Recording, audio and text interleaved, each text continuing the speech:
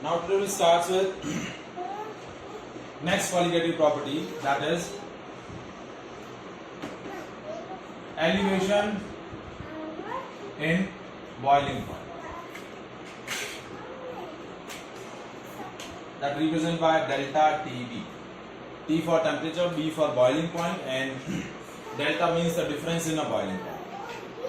That is elevation in boiling point. So it is known as elevation in boiling point. So next qualitative property is elevation in boiling point. So as we discussed that boiling point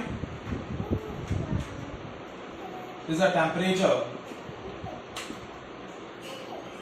Boiling point is what? It is a temperature when vapor pressure of liquid becomes equal to atmospheric pressure.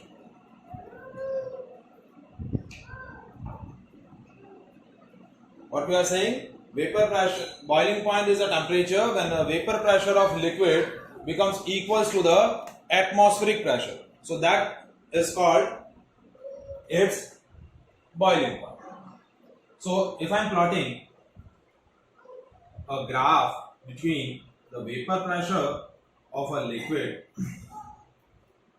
and the temperature, so मैं क्या कह रहा हूं कि the temperature when the vapor pressure of liquid becomes equals to the atmospheric pressure, so that is called its boiling point.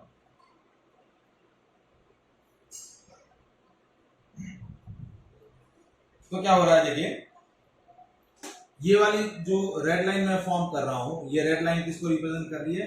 Atmospheric pressure. Means atmospheric pressure is 760 mm of Hg. तो जब आपका liquid का vapour pressure atmospheric pressure के equal हो जाएगा तो वो उसका क्या हो जाएगा? वो टेम्परेचर उसका क्या हो जाएगा? Boiling point. जैसे मैं इस पर्टिकुलर प्योर सॉल्वेंट के लिए वेपर प्रेशर कर्व ड्रॉ करूं, जैसे ही मैं टेम्परेचर बढ़ाऊंगा तो क्या होगा? बेसिकली क्या होगा? Vapour pressure of liquid increases and when it becomes equals to the atmospheric pressure, so that temperature, यहां इसका वेपर प्रेशर एटमॉस्फेरिक प्रेशर के इक्वल हो गया, तो that temperature is called the boiling point of liquid. क्या हो जाएगा? Boiling point of the liquid. So this we are plotting this curve for the solvent, pure solvent.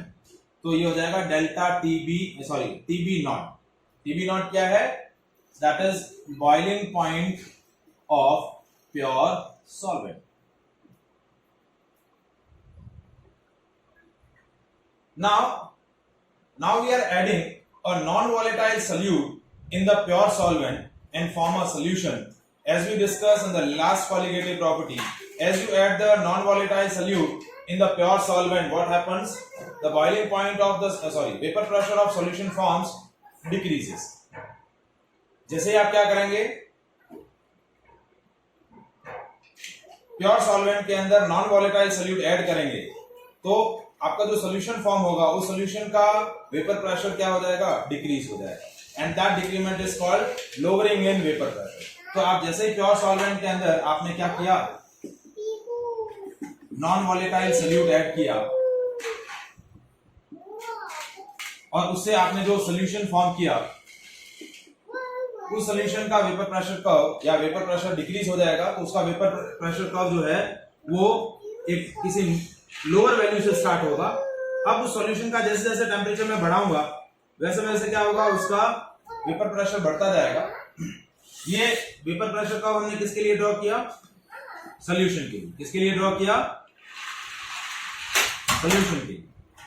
क्योंकि जैसे ही हमने प्योर सॉल्वेंट के अंदर नॉन वॉलेटाइल सोल्यूट ऐड किया तो आपका क्या हुआ? जो सॉल्यूशन बना उसका वेपर प्रेशर डिक्रीज हो गया.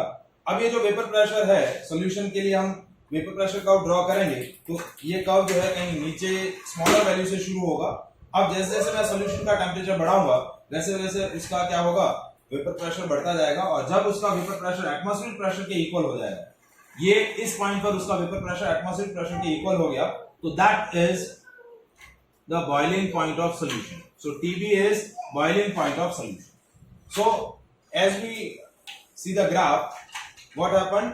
The value of boiling point of solution is more than the boiling point of pure solvent.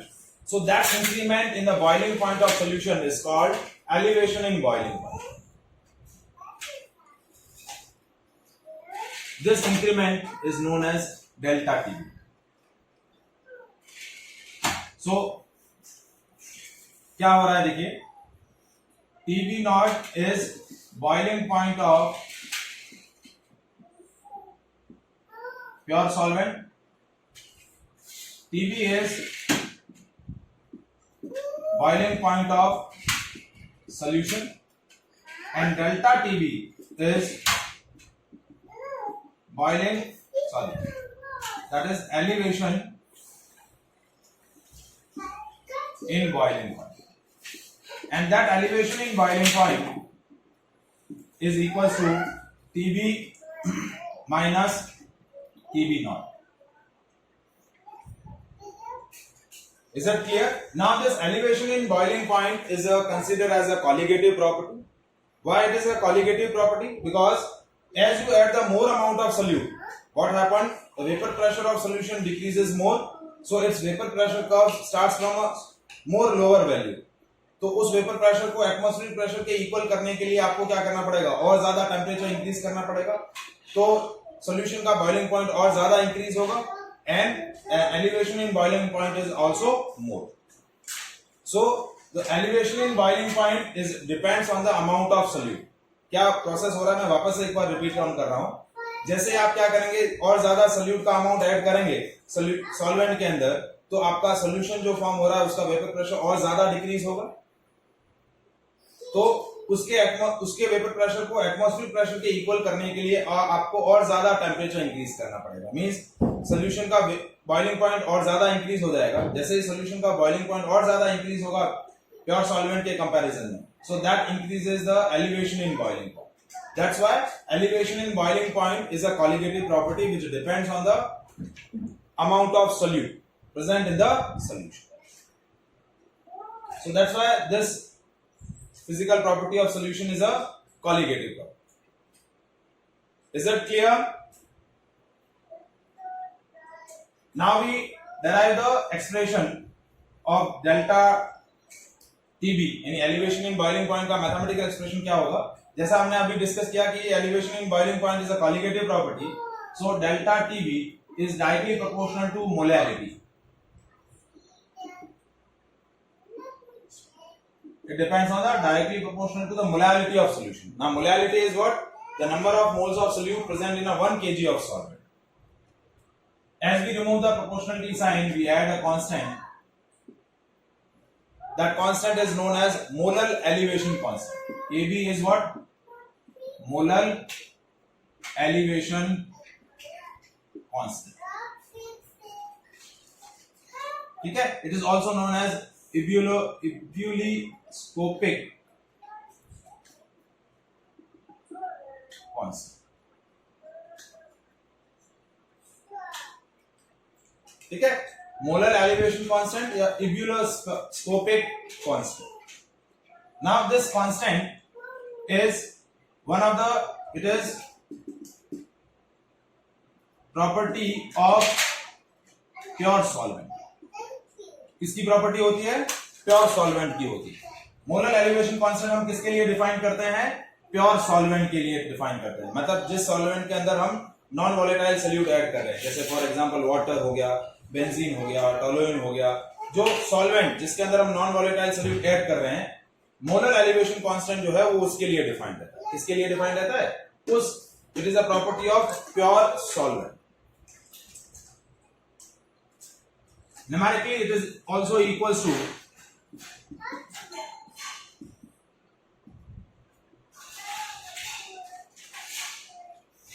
Kb is equals to R TB square upon 1000 LB. R क्या है आपका? Gas constant. TB क्या है? Boiling point of pure solvent. And LB क्या है? Latent heat of vaporizing.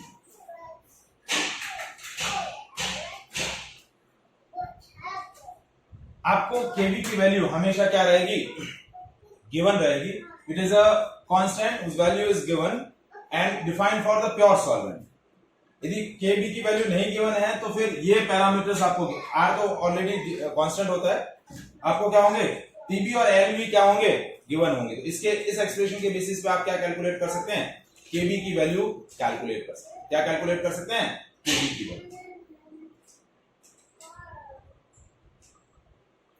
And its SI unit is Kelvin kg mole inverse. अब ये unit कैसे आई देखिए. As we discuss here that TB is equals to KB into M. तो KB की value क्या हो जाएगी, डेल्टा TB by M. तो डेल्टा TB टेम्परेचर डिफरेंस है तो वो हो गया केल्विन, और मोलैलिटी क्या होती है, मोल पर KG, number of moles of solute present in 1 kg of solvent. तो ये हो गया मोल पर केजी. तो केजी ऊपर चला गया तो kelvin KG mole inverse. So SI unit of molar elevation constant is kelvin KG mole inverse. Now यदि मुझे इसको डिफाइन करना है, how to define a molar elevation constant. So Kb is equals to delta Tb if M is equals to 1. So how can we define that molar elevation constant is equal to, molar elevation constant is equals to elevation in boiling point of 1 molar solution. क्या है, molar elevation constant is equals to elevation in boiling point of 1 molar solution.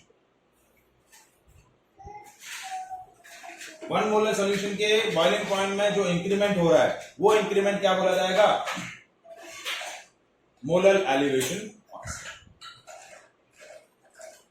Is it clear. तो आपका final expression देखिए, ये जो Kb की जो information है वो किसके लिए डिफाइन होती है, प्योर सॉल्वेंट के लिए. किसके लिए, प्योर सॉल्वेंट के लिए. सो delta Tb is equals to now Kb into M. Now this expression is used to determine the molar mass of non-volatile solvent. Now how to calculate the molar mass of non-volatile solute. Now delta Tb is equals to Kb into M. Molality क्या होता है, moles of solute present in 1 kg of solution. Mass of solute upon molar mass of solute into mass of solvent in kg. So that we are WA is mass of solvent in a gram into 1000. ये हमने expression किसका लिखा है, molality का expression लिखा है. WB is what, mass of non volatile solute. MB क्या है, molar mass of non volatile solute. WA क्या है, मास ऑफ सॉल्वेंट. और Kb आपको पता ही है, डेल्टा Tb की वैल्यू आपको, delta Tb is molar elevation. So ये सारे पैरामीटर्स जब आप प्लेस करेंगे तो आपका Mb का वैल्यू क्या आ जाएगा, Mb that is molar mass of non volatile solute is Kb into WB into 1000 upon delta Tb into WA. That is a molar mass of non-volatile solute which we add in the pure solvent to make the solution and increases its boiling point. So ये expression आपको याद रखना है. दूसरा expression delta Tb is equals to Kb into M. एक ये expression याद रखना है. The property named as elevation in boiling point. Is it clear?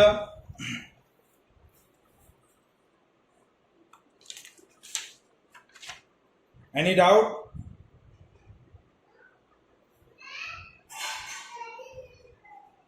Hello hello, क्या हुआ, डाउट है?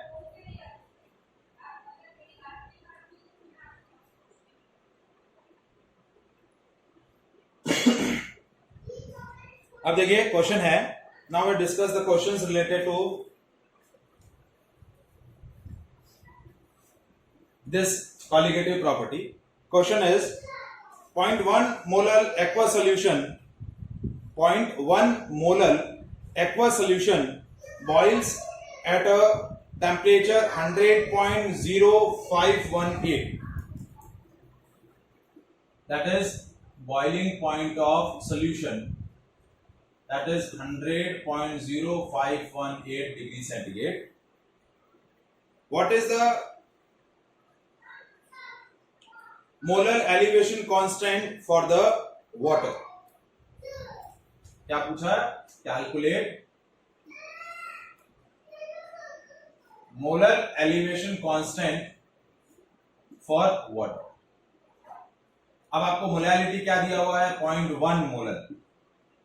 अब मैंने पहले भी बोला था कि केबी ऑलरेडी डिफाइन होता है, लेकिन अब यहां इस क्वेश्चन के अंदर आपको केबी पूछ लिया है, तो केबी पूछ लिया लेकिन आपको टीबी की वैल्यू दे दी है. मतलब आपने क्या किया, जैसे आपने एक नॉन वोलेटाइल सोल्यूट को ऐड करके सॉल्यूशन फॉर्म किया, उस सॉल्यूशन का बॉइलिंग पॉइंट आपको दे रखा है. Now the non volatile solute is added into the water, so delta TB TB naught क्या है? That is boiling point of water. आपको इनडायरेक्टली दे दिया है कि आपका सॉल्वेंट क्या है? वाटर, और वाटर का बॉइलिंग पॉइंट क्या होता है? 100 डिग्री से. सो डेल्टा टीबी की वैल्यू क्या हो जाएगी? टीबी माइनस टीबी नॉट, यानी boiling point of solution minus boiling point of pure solvent, ये हो गया 100.0518 minus 100, so it will be 0.0518 degree centigrade. देखिए डिफरेंस केल्विन में भी हो सकता है, डिफरेंस डिग्री सेंटीग्रेड में भी हो सकता है. ठीक है. अब केबी की वैल्यू क्या होगी? Delta TB by M. तो डेल्टा टीबी है 0.0518 और मोलर आपकी मोलैलिटी क्या दे रखी है? 0.1 मोलर. ठीक है. तो ये हो गया, कितना हो जाएगा? 0.518 kelvin KG mole inverse. 0.518 kelvin KG mole inverse.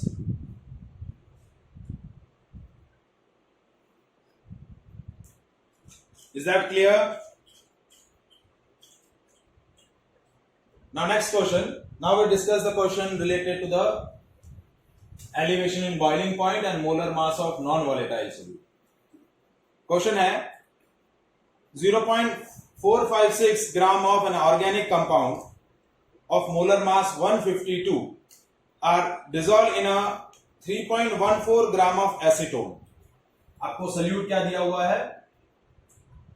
0.456 gram and its molar mass is 152 and the solvent is acetone whose mass is 3.14 gram.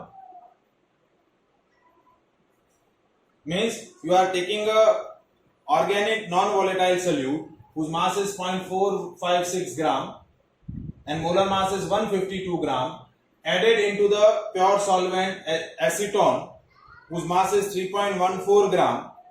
Now calculate the boiling point of solution. Calculate the boiling point of the solution. यानी आपको क्या calculate करना है? TB की value calculate करनी है.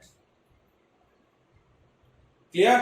And the boiling point of pure solvent delta TB not आपको क्या दे रखा है? 56.2 डिग्री सेंटीग्रेड. क्या दे रखा है? 56.2 डिग्री सेंटीग्रेड. एंड केबी की वैल्यू आपको दे रखी है 17.2 kelvin KG mole inverse.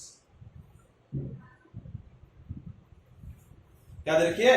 17.2 kelvin KG mole inverse. देखिए केबी का वैल्यू किसके लिए डिफाइन होता है? प्योर सॉल्वेंट के लिए, मतलब एसीटोन के लिए डिफाइन होगा और ये वैल्यू आपको गिवन रहेगी। ठीक है, तो अब आपको कैलकुलेट क्या करना है? टीबी कैलकुलेट करना है। तो टीबी के लिए पहले आप elevation in boiling point calculate कर लो, that is KB into M और KB into W B by M B into W A into 1000। So delta TB हो गया 17.2 into W B 0.456 into 1000 divide by M B 152 into W A 3.14। ये सारी values आपने place करी। As we solve this on the numerical values, तो ये value delta TB की value आ रही है 0.164। ठीक है, 164 डिग्री सेंटीग्रेड। ठीक है, अब डेल्टा टीबी का वैल्यू आ गया। Now as we know that delta TB is TB minus TB naught. Any elevation in boiling point is boiling point of solution minus boiling point of pure solvent। तो ये हो गया। TB की value कैसे calculate होगी? TB की value आपको calculate करनी है minus 56.2 and delta TB is 0.164। So TB हो गया 56.2 प्लस 0.164। यानी प्योर सॉल्वेंट के अंदर, प्योर सॉल्वेंट के बॉइलिंग पॉइंट के अंदर आप क्या ऐड कर लेंगे? Elevation in boiling point. ठीक है, तो ये हो गया 56.463 56.364 degree centigrade. That is the value of TB. That will be your answer. Is that clear?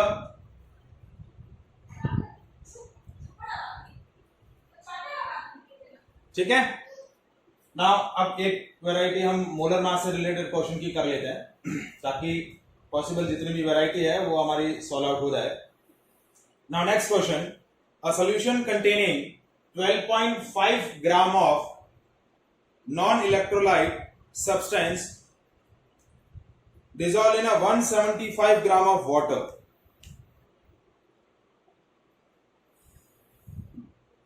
as it added into the water, the boiling point of solution elevated by a value of 0.7 Kelvin. Calculate the molar mass of the non-electrolyte substance. आपको क्या दिया है कि आपने एक non volatile, एक electrolyte क्या किया है? नॉन इलेक्ट्रोलाइट क्या किया है? सब्सटेंस को वाटर के अंदर डिसॉल्व किया है। उसका मास आपको दे रखा है 12.5 ग्राम। ठीक है, और आपने इसको किसमें ऐड किया है? वाटर के अंदर ऐड किया है। किसके अंदर ऐड किया है? वाटर के अंदर। वाटर का मास आपको कितना दे रखा है? 175 ग्राम। ठीक है, और एलिवेशन इन बॉइलिंग पॉइंट आपको कितना मिल रहा है? 0.7 केल्विन। कितना मिल रहा है? 0.7 केल्विन। आपको कैलकुलेट क्या करना है? Molar mass of non electrolyte. और आपको इसके लिए केबी की वैल्यू आपको दे रखी है 0.52 केल्विन केजी मोल इनवर्स। तो सिंपल सा formula, delta TB is equal to KB into W B upon W A into M B into 1000। तो एम बी की वैल्यू क्या हो जाएगी? KB into W B into 1000 upon delta TB into W A. Now KB का value 0.52, W B 12.5 into 1000 divided by delta TB 0.7 into WA 175। जैसे आप ये सारी वैल्यूज को सॉल्व करेंगे, you will get a molar mass, that is ग्राम पर मोल। ठीक है, ये 10 ये कैंसिल हो जाएगा, 25 से ये 5 हो गया, ये 7 बस बाकी 0.52 यानी हो गया 520 इंटू 5 डिवाइड बाय 49। इसको सॉल्व करेंगे, that gives the value of molar mass of non electrolyte और non volatile solute. Now our next qualitative property is depression in freezing point. Now can you define a freezing point in the form of vapor pressure as we define the boiling point? जिस तरीके से हमने boiling point को vapor pressure के term में define किया. boiling point क्या होता है? The temperature at which the vapor pressure of the liquid becomes equals to the atmospheric pressure. That temperature of liquid is called its boiling point. So can you define the freezing point of substance in the form of vapor pressure? Freezing point simple हम आप तक जानते हैं कि किसी भी substance का freezing point क्या होता है कि जिस टेम्परेचर पर वो लिक्विड से सॉलिड में फ्रीज हो जाता है वो उसका फ्रीजिंग पॉइंट होता है.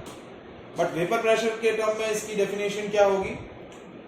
Freezing point of the substance is a temperature at which the vapour pressure of substance in its liquid phase is equal to the vapor pressure of that substance in a solid phase. क्या definition है कि freezing point of substance is a temperature, एक ऐसा temperature जब उसका vapour pressure liquid phase में और solid phase में इक्वल हो जाए. Vapour pressure of substance in its liquid phase is equal to the vapour pressure in the solid phase. ठीक है, तो freezing point of a substance is a temperature at which vapour pressure of substance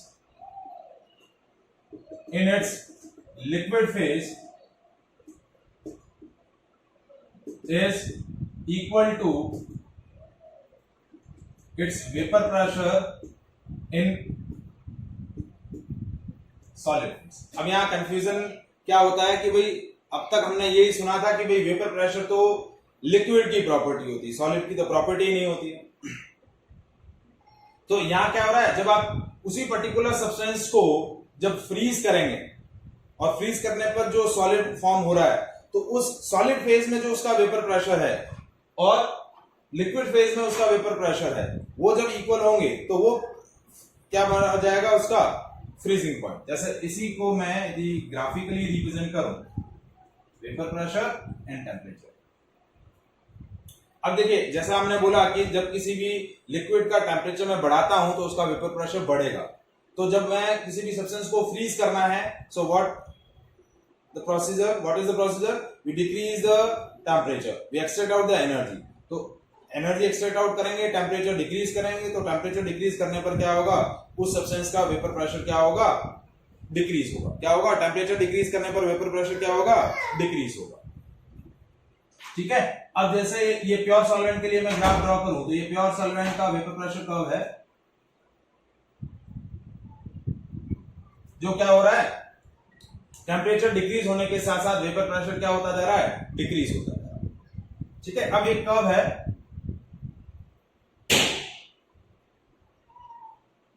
this vapor pressure curve is basically for frozen solvent, यानी जो आपका solvent को freeze करने पर जो वेपर प्रेशर बना है. और ये जो इंटरसेक्शन पॉइंट है, ये इंटरसेक्शन पॉइंट क्या होगा, TF नॉट. TF नॉट क्या है, freezing point of pure solvent. मैंने डेफिनेशन जो बोला था उसको इस कर्व से देखिए रिप्रेजेंट करते हैं. वापस आप क्या करते हैं, रिसेंबल करते हैं. It is a temperature at which the vapour pressure of substance in its liquid phase. ये आपका लिक्विड सॉल्वेंट है, ये लिक्विड सॉल्वेंट का वेपर प्रेशर कर्व है और is equals to the its vapour pressure in the solid phase. जैसे जैसे आप लिक्विड सॉल्वेंट को क्या करेंगे, उसका टेम्परेचर डिक्रीज करेंगे, उसका वेपर प्रेशर डिक्रीज होता जाएगा. और जैसे इसका वेपर प्रेशर कर्व इसके फ्रोजन सॉल्वेंट वेपर प्रेशर के इक्वल हो जाएगा, ये इंटरसेक्शन पॉइंट क्या बोला जाएगा, उसका freezing point. Now, as we add a non-volatile solute in the pure solvent and form a solution, so vapour pressure of solution is lesser than the vapour pressure of pure solvent, तो उसका vapour pressure curve जो है वो नीचे से शुरू होगा। और अब मैं सॉल्यूशन का वेपर प्रेशर डिक्रीज करता जाऊंगा उसको फ्रीज करने के लिए, तो उसका वेपर प्रेशर टेम्परेचर डिक्रीमेंट के साथ साथ क्या होता जाएगा, कम होता जाएगा। This is curve for solution. तो इस पर्टिकुलर पॉइंट पर वो क्या हो रहा है, इंटरसेक्ट कर रहा है। तो ये आपका टेम्परेचर क्या हो गया, TF, and TF is freezing point of solution. TF is what, freezing point of solution. तो आप इस कर्व में देखिए TF not is more than TF, यानी freezing point of solvent is more than freezing point of solution। तो क्या हुआ, freezing, जैसे आपने प्योर सॉल्वेंट के अंदर नॉन वोलेटाइल सोल्यूट ऐड किया और जो सोल्यूशन फॉर्म हुआ उसका फ्रीजिंग पॉइंट सॉल्वेंट के फ्रीजिंग पॉइंट से लेसर है, so that decrement in the freezing point is known as depression in freezing point. तो ये वैल्यू क्या हो जाएगी, delta TF। So your delta TF is depression in freezing point, and that depression in freezing point is this time TF not minus TF। Delta TB क्या था, TB minus TB not, ये क्या होगा, TF naught minus TF is equal to delta TF, क्योंकि solvent का freezing point solution के freezing point से ज्यादा है। Now this is also a colligative property. Why it is a colligative property, क्यों, क्योंकि जितना ज्यादा आप सॉल्यूशन के अंदर नॉन वोलेटाइल सोल्यूट ऐड करेंगे उसका वेपर प्रेशर कर्व उतना ही स्मॉलर वैल्यू के साथ क्या होगा, शुरू होगा। जैसे जैसे टेम्परेचर बढ़ाते जाएंगे, जैसे यहां से शुरू हुआ तो कहीं यहां जाके वो इंटरसेक्ट करेगा, तो फ्रीजिंग पॉइंट में उतना ही ज्यादा क्या होगा, डिक्रीमेंट आएगा। So that's why depression in freezing point is a colligative property, because it depends on the amount of solute. Is it clear? ठीक है, तो अब हमें वही, जैसे हमने एक फॉर्मूला कैलकुलेट किया था एलिवेशन इन बॉइलिंग पॉइंट के लिए, वैसे ही depression in freezing point. Now delta TF is equals to TF naught minus TF, that is a freezing point of pure solvent minus freezing point of solution. Now this delta TF is directly proportional to again molality of solution.